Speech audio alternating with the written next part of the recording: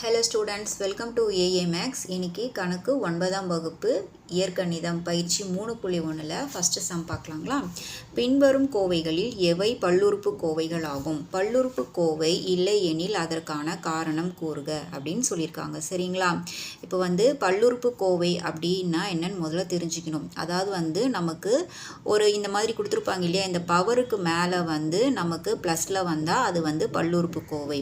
அதே பவருக்கு மேலே மைனஸில் வந்ததுன்னா அது பல்லுறுப்பு கோவை அல்ல. பவருக்கு மேலே டிவிஷனில் அதாவது வகுத்தலில் வந்துருந்ததுன்னா அதுவும் பல்லுறுப்பு கோவை அல்ல.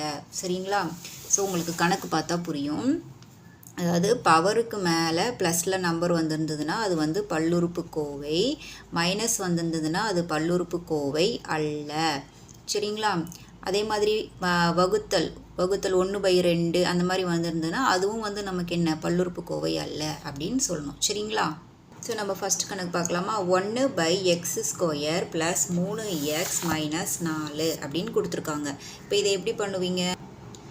நமக்கு இங்கே கீழே இருக்கிற இந்த x² நமக்கு மேலே போகும். சரிங்களா? அப்போது x - 2 அதாவது கீழே ப்ளஸ்ஸாக இருக்கிற 2 நமக்கு மேலே போகிறப்போ என்னவாகும்? மைனஸ் ஆகிடும். அப்போ +3x - 4. சரிங்களா? இப்போ இங்கே பாருங்கள், அடுக்கில் நமக்கு என்னவா இருக்குது? -2ன்னு வந்திருக்கு. அப்போது மைனஸ் வந்தால் நமக்கு என்னன்னு எழுதணும்? பல்லுறுப்பு கோவை அல்ல அப்படின்னு எழுதணும். நமக்கு காரணமும் கேட்டிருக்காங்க இல்லையா? காரணம் என்னன்னு எழுதணும் அப்படின்னா எக்ஸின் ஒரு அடுக்கு குறையேன். -2 தானே. ஸோ எக்ஸின் அடுக்கு குறையேன் அப்படின்ட்டு எழுதணும். புரியுதுங்களா? அதாவது அடுக்கில் மைனஸ் வந்திருக்கிறதுனால இது பல்லுறுப்பு கோவை அல்ல அப்படின்னு எழுதணும். சரிங்களா? அடுத்த சம் பார்க்கலாமா. அடுத்த சம் பாருங்கள். x² x - 1 அப்படின்னு கொடுத்துருக்காங்க. இப்போ இதை எப்படி பண்ணுவீங்க? இந்த x²லேருந்து ஃபஸ்ட்டு இந்த எக்ஸை பெருக்கணும். அதே மாதிரி இந்த x²லேருந்து இந்த 1 நம்ம என்ன பண்ணணும்? பெருக்கணும். ஸோ பெருக்கி போட்டுடலாமா? x²யும் எக்ஸையும் பெருக்கினா நமக்கு x. மேலே நமக்கு அடுக்கில் என்ன இருக்குது? இங்கே 2, இங்கே எதுவுமே இல்லைன்னா 1 இருக்கிறதா அர்த்தம். அப்போது நம்ம 2யும் 1யும் கூட்டினோம்னா 3 - x². இந்த x²யும் 1யும் பெருக்கணும்னா x². ஸோ இப்போ நம்ம அடுக்கில் பார்க்கணும். அடுக்கில் பாருங்கள், 3ம் 2ம் வந்திருக்கு. நமக்கு ப்ளஸ் குறியில் தான் வந்திருக்கு. அப்போ இது என்னன்னு நம்ம சொல்லுவோம்? பல்லுறுப்பு கோவை அப்படின்னு சொல்லுவோம். சரிங்களா? இதுக்கு காரணம் எழுதணும் இல்லையா? அடுக்குகள் அனைத்தும் மிகை முழுக்கள். அதாவது மேலே ப்ளஸில் வந்திருக்குது, அதனால அடுக்குகள் அனைத்தும் மிகை முழுக்கள் அப்படின்ட்டு எழுதணும். புரியுதுங்களா? அடுத்தது தேர்ட் சம் பார்க்கலாமா. 1/x x + 5 அப்படின்னு கொடுத்துருக்காங்க. இப்போ இதை நம்ம எப்படி இந்த இது பண்ணுவோம்? இதிலிருந்து ஃபஸ்ட்டு இதை பெருக்குவோம். அதுக்கடுத்து இந்த 1/xலேருந்து இந்த 5 நம்ம என்ன பண்ணுவோம்? பெருக்குவோம். அப்போது ஃபஸ்ட்டு எழுதிக்கலாமா? 1/x × x + 1/x × 5 அப்படின்னு பெருக்கலாமா? இப்போ இதையும் பெருக்கிடலாமா? 1 × x எவ்வளோ? x வகுத்தல் இந்த x அப்படியே தான் வரும். சரிங்களா? ப்ளஸ் இந்த 4×5 5 வகுத்தல் என்ன இருக்குது? எக்ஸ் இருக்குது. ஸோ இந்த எக்ஸுக்கும் நம்ம என்ன பண்ணிடலாம்? அடி கொடுத்துடலாம். அப்போது இங்கே எதுவுமே இல்லைன்னா நமக்கு 1 இருக்கிறது அர்த்தம். அப்போ 1 + 5/x. ஓகேங்களா? இப்போ அடுத்தபடி எப்படி எழுதுவீங்க? 1 + இந்த எக்ஸுக்கு இங்கே மேலே நமக்கு என்னவா இருக்குது அர்த்தம்? 1 இருக்கிறதா அர்த்தம். அப்போது இந்த 1 நமக்கு மேலே போகிறப்போ மைனஸாக வரும். அப்போது 5x ⁻−1. சரிங்களா? இப்போ பார்க்கணும், பவரில் நமக்கு என்ன இருக்குது? மைனஸில் வந்திருக்கு. அப்போது நம்மளுடைய ஆன்சர் என்ன? பல்லுறுப்பு கோவை அல்ல. சரிங்களா? இதுக்கு காரணம் என்ன? எக்ஸின் ஒரு அடுக்கு குறையேன். ஏன்னா அடுக்கில் எக்ஸுக்கு அடுக்கோட என்னவா இருக்குது? குறையன்னா இருக்குது. சரிங்களா? அடுத்த சம் பார்க்கலாமா. ஃபோர்த் சம் பாருங்கள். 1/x ⁻−2 + 1/x -1 + 7 அப்படின்னு கொடுத்துருக்காங்க. ஸோ நம்ம இந்த x ⁻−2 நமக்கு மேலே போகிறப்போ எப்படி ஆகும்? ப்ளஸ் ஆகும். அப்போது +2. அதே மாதிரி ப்ளஸ் இங்கே x⁻−1 நமக்கு மேலே போகிறப்போ என்னவாகும்? நமக்கு ப்ளஸ் ஆகும். அப்போ x + 1. சரிங்களா? அதே மாதிரி இந்த 7ங்கிறது என்னவா வரும்? அப்படியே தான் வந்துடும். சரிங்களா? இப்போ அடுக்கில் பாருங்கள் நமக்கு என்ன இருக்குது, எல்லாமே ப்ளஸ் குறியில் தான் இருக்குது. அப்போ நமக்கு இதோடைய ஆன்சர் என்னன்னு எழுதுவோம், பல்லுறுப்பு கோவை அப்படின்னு எழுதுவோம். இதுக்கு காரணம் என்னன்னு எழுதுவோம், அடுக்குகள் அனைத்தும் மிகை முழுக்கள். மிகை முழுக்கள்னால் நமக்கு வந்து அடுக்குகள் எல்லாமே ப்ளஸில் வந்திருக்கு, அதனால் மிகை முழுக்கள்ட்டு எழுதுவோம். சரிங்களா, அடுத்த சம் பார்க்கலாமா. √5x power of 2 plus √3x plus 2 இது டைரெக்டாகவே நம்ம பார்த்துடலாம். இங்கே பாருங்கள், இப்போ எக்ஸுக்கு மேலே ஸ்கொயர் இருக்குது. எக்ஸுக்கு மேலே ஸ்கொயர் வந்து என்ன இதில் இருக்குது, ப்ளஸ் குறியில் இருக்குது. அப்போ இது என்னது, பல்லுறுப்பு கோவை. இதுக்கு காரணம் என்னன்னு எழுதுவீங்க, அடுக்குகள் அனைத்தும் மிகை முழுக்கள் அப்படின்ட்டு எழுதிடணும். சரிங்களா, அடுத்த சம் பார்க்கலாமா.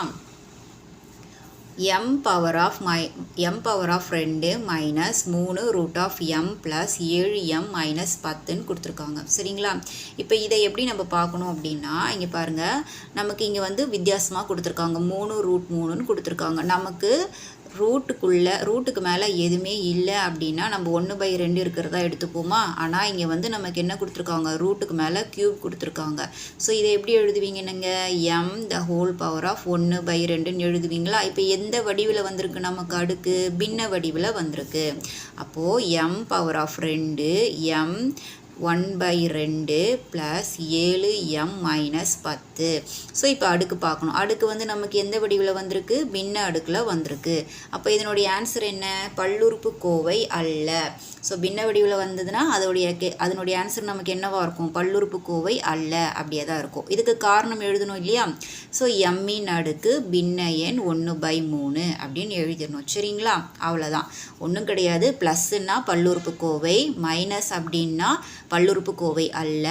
அதே மாதிரி வகுத்தல் டிவிஷனில் வந்தது அப்படின்னா பல்லுறுப்பு கோவை அல்ல. அவ்வளோதான், அடுக்கில் அது மட்டும் பார்த்து நம்ம புரிஞ்சிக்கணும். சரிங்களா, அடுத்த சம் பார்க்கலாமா. செகண்ட் சம்மு,